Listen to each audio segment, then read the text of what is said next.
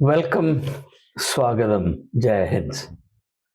In this video, I propose to advance the distinction between a statesman and a mere politician. Why I do this is due to the concern I have, a concern that's basic to being a teacher, that what we lack at the present time is clarity in thinking. And clarity is in thinking can be achieved only by acquiring a conceptual framework and the tools of thinking. In fact, when I thought of starting this YouTube fellowship, this was the guiding concern that I had, to put in possession of people or put within reach of the people of India the tools of thinking as well as the concepts that would enable them to think aright. It's not that I'm naive to believe that everyone who is brought into proximity with ideas and ideals would immediately latch onto them and would begin to imbibe and practice them. I act in faith, and I also act in order to be just towards myself. The only way I can be just and fair to myself is to continue to discharge my duties and obligations by my society, because my society, my country, has made significant contributions to making who I am today. I carry a huge debt of gratitude to India, and therefore, till my last breath, I shall be obliged, and I shall not be found wanting in this, to continue to serve the country in any which way I can. And because of my background as a teacher and as a thinker, as an author, my greatest priority would be to make available to whoever would care to use them, accept them and use them, the ideas, the concepts, as well as the tools of thinking by which they can do justice to themselves. Otherwise, people will act in ignorance, and as history tells us, when people act in ignorance, they go against their own interests. One of the books that influenced me very early in my life is a book written by a German American. His name is Reinhold Niebuhr. The title of that book is very interesting: The Moral Man in an Immoral Society.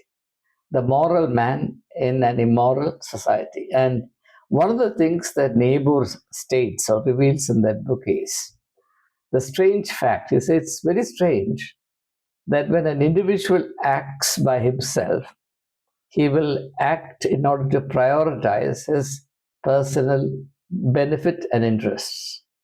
Whereas when an individual acts in a crowd or carried away by the crowd or acts as part of a crowd, more often than not, he will act against his own interests.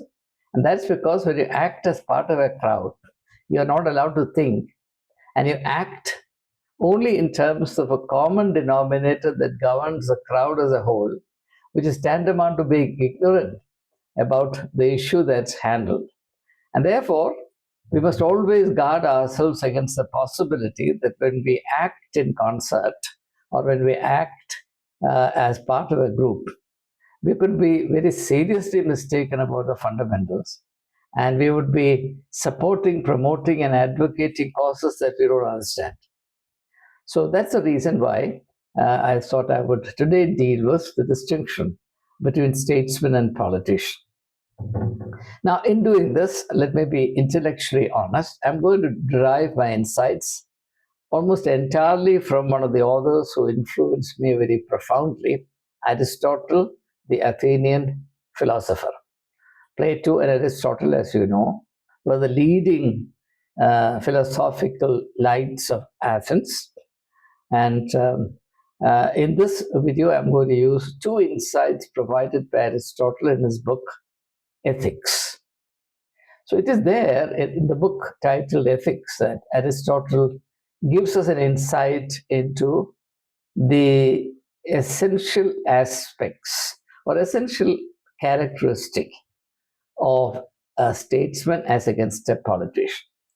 Let me read that sentence to you, then I'll have a few things to say based on that. He says, a statesman, unlike a politician, wishes, it's very, very important, very significant, very meaningful, but very simple. Therefore, it's easy to remember.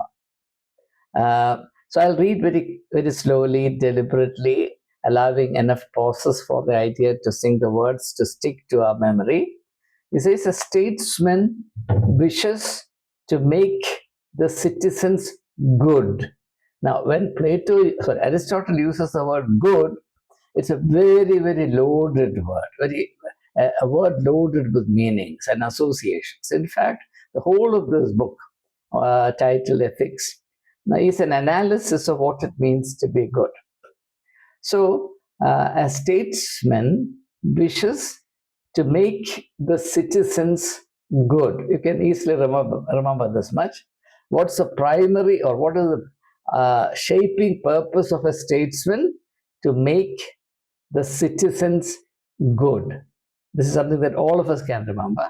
Secondly, so the second goal is to make them obedient to the laws.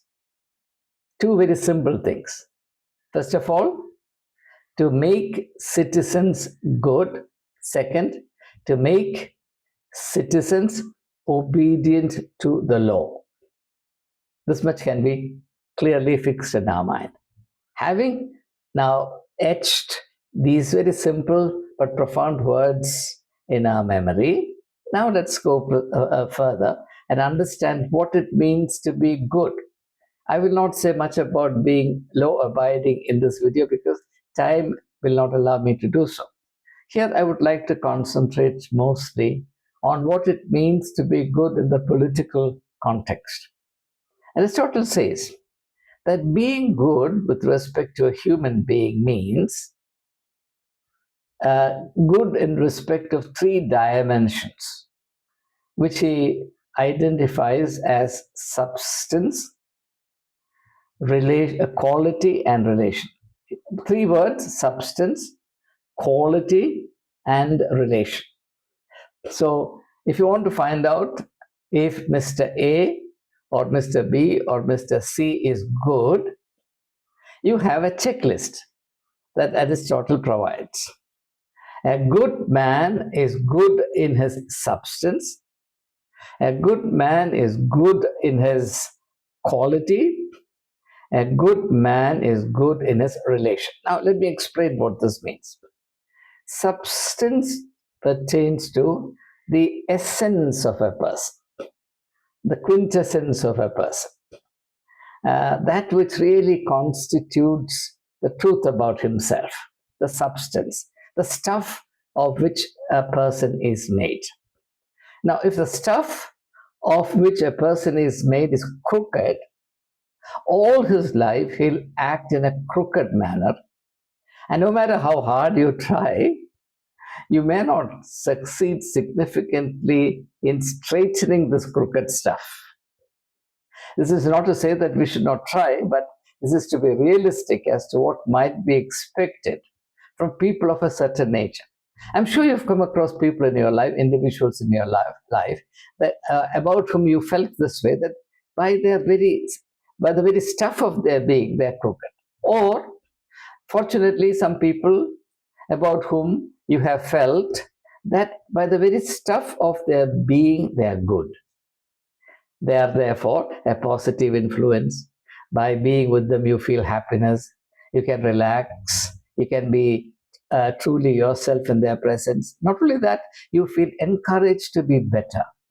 Because good people, those who are good in their substance, have this quality of imparting that goodness to others, or awakening and activating the element of goodness in others. Whereas people who are the opposite, who are of the opposite kind, will suppress what is good in others and activate what is wicked, perverse, and evil in others. Now, all these things, as you would know, have political applications to the present context. If you can understand these concepts from Aristotle, you will be able to think very, very clearly and appropriately and understand the context in which we are. So, for a person to be good, Aristotle says there are three aspects to this. First is substance. And I've said something very brief, very minimum about substance. Now, let's think of the second quality, second aspect, which is quality. Now, quality means how you express yourself. Now, I may be good in my substance, but due to the pressure of circumstances, I may not be able to express that substantial goodness in me. It is, of course, common experience, which all of us can very readily understand, that we behave according to the context in which we find ourselves. Remember that old proverb, while in Rome, behave like Romans. So while with the wicked people, you behave like wicked men. While with lukewarm people or indifferent people who are neither good nor evil, you behave like that. If you are with people who enjoy spreading rumors, gossip, then do like that. If you are with people who speak in a sober manner, speak like that. So that's quality, how you express yourself. So in the case of a good person, the goodness of the stuff of which he is made will be expressed through the goodness of the quality, and that quality he imparts to others. Now, if I have the good stuff within me, or if I'm made of the good stuff, but due to the pressure of circumstances, I act in a very different way, I will not succeed in activating the goodness that lies dormant in others. So quality is important. Quality is what we impart to others. And in fact, the value, the worth of a person is socially understood and valued in reference or with reference to the quality he imparts to others. Now, surely you have experienced this, as I have experienced on umpteen occasions, that when you sit with an individual, you feel yourself degraded. When you listen to somebody giving a speech, you feel that some dirt has fallen on your skin. You feel that somehow you stepped onto some human excreta or something. That kind of public utterances. And such public utterances are not very rare these days. So when you come across such instances, please understand that there is a logic to all these things. So we have so far understood two things out of three: substance, quality. Now the third is relationship.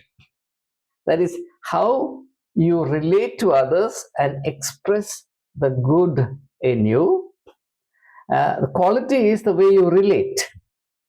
The third dimension, which is relation. Relation also includes the direct and deliberate influence you impart. For example, when you act. Now, quality, the difference between quality and relation is quality can be imparted, and usually is imparted in terms of just being who you are. Whereas relation also involves activity. You are actively engaged with people, engaged with the context. So it's when you participate, when you become active in a context, that through your relationship to that context, the good in you gets expressed. Suppose you don't want to relate to anyone or any context, or you don't want to get involved with a situation or an issue, then the goodness in you will remain hidden and dormant, and it's as good as not being there. So all these three things must act together. You must be good in your substance, you must be good in your quality, you must be good in your relation. And it's the duty of the statesman to so relate to the people as to make them good. So it's not an easy task to be a statesman. And certainly, as we would say today, the statesman, or a statesman as compared to or as contrasted with a politician, must have spiritual dimension to his stature and his personality. A politician needs only to master the art of manipulating the people, and it doesn't bother to him that in the process, the people he manipulates and exploits become cheapened, degraded, and their capacity for goodness nipped in the bud. So on. It doesn't matter to him. He is singularly focused on achieving his goals, and how and by what means, by hook or crook, he achieved those goals is immaterial. He deems himself smart and pats himself on the back when he achieves the goal he sets out to achieve. Don't ask him to be noble in his ways, or don't ask him to be mindful as to whether or not he is corrupting the people, the public, the image of the country, the character of the society, the culture of the nation, by the way he conducts himself. He couldn't get two hoots. He is only singularly focused on achieving his goals, and these goals will always be self-centered. These goals will not be altruistic or philanthropic. His aim will not be to enrich, ennoble the society. He may make all kinds of professions just to divert attention from the dark and dismal nature of his personal intentions, selfish intentions. But ultimately, he is driven entirely by selfish interest and by the psychology of megalomania. So that, according to Aristotle, is the difference between a statesman and a politician. Now, very quickly, let me also deal with the second aspect that Aristotle talks about, namely, a statesman wishes to train and habituate the people to be obedient to law. Now, for example, all of us agree that it is a hallmark of a healthy society that in that society there is rule of law. Now, the rule of law means many things, but here I'm going to mention just two of them. One, the idea that all are equal in the eye of the law. Secondly, that nobody, no private citizen, no one other than authorized and made competent to handle this, no private citizen shall take the law into his hands. In other words, rule of law excludes individuals resorting to violence as a problem-solving method. If you have a grievance, if you have a problem, you approach the competent authorities accredited by the state, who are trained in using law as a means for redressing your grievance or offering you protection, particularly the protection of your fundamental rights. But you don't believe in any of these things. You think you have muscular power and you can get away with anything, maybe because the party to which you profess allegiance is in power, therefore you can count on assured impunity. Therefore, you don't want to be bothered about the long process of litigation, etc. You have muscular power, you use it to solve your problem. That goes against the rule of law. For example, lynching in India is a clear indication that the rule of law is pretty weak here. Or communal riots, either to settle some communal grievance or as a strategy for gaining political mileage. Communal riots simply mean that we really do not have a highly developed culture of rule of law. Why? Because our leaders are not doing enough, and in the past also they have not done enough to train and motivate the people of India to obey the law of the land or to become law-abiding citizens. And because of the writings of people like Aristotle and Plato, the Athenians came to believe sincerely that the work of the lawmaker, in fact, the Athenians used to call legislators lawmakers. The word for that today is legislators or parliamentarians. In Athens, they used to be called lawmakers because their function like members of the parliament or assembly used to legislate. So they were called lawmakers.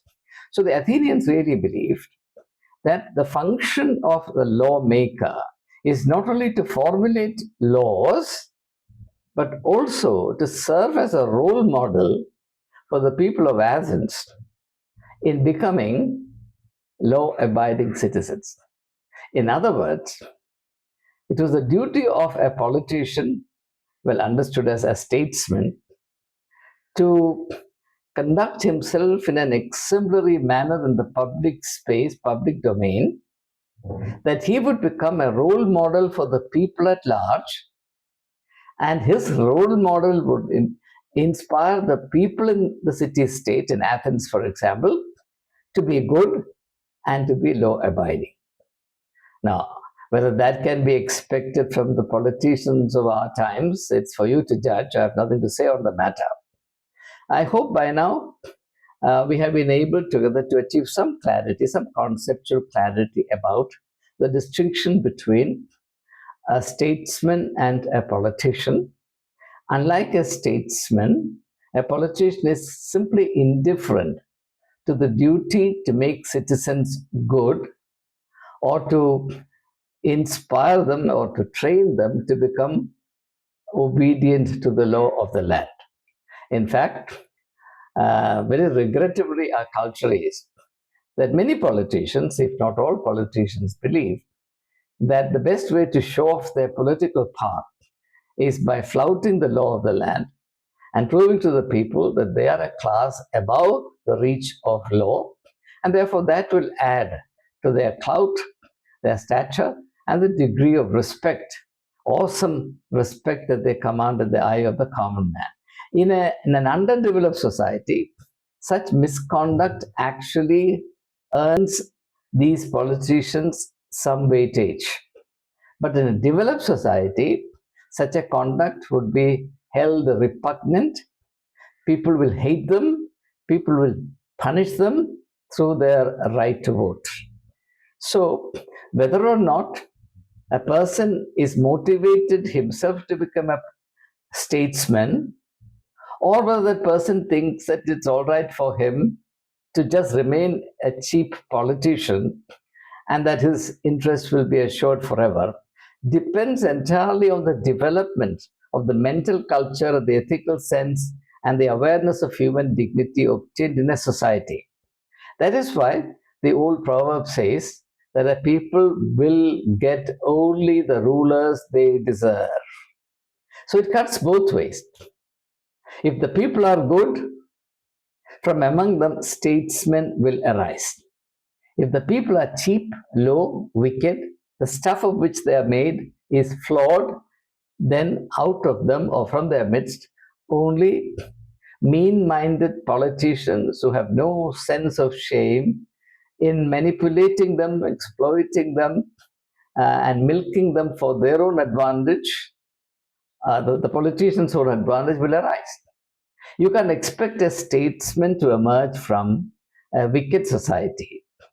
And therefore, if the political culture of India is to improve and we are to get ideal rulers, then there is no shortcut to it except the improvement in the stuff of our humanity, the essence of our personal character and national culture, and the overall sense of ethical awareness and ethical idealism that we adhere to.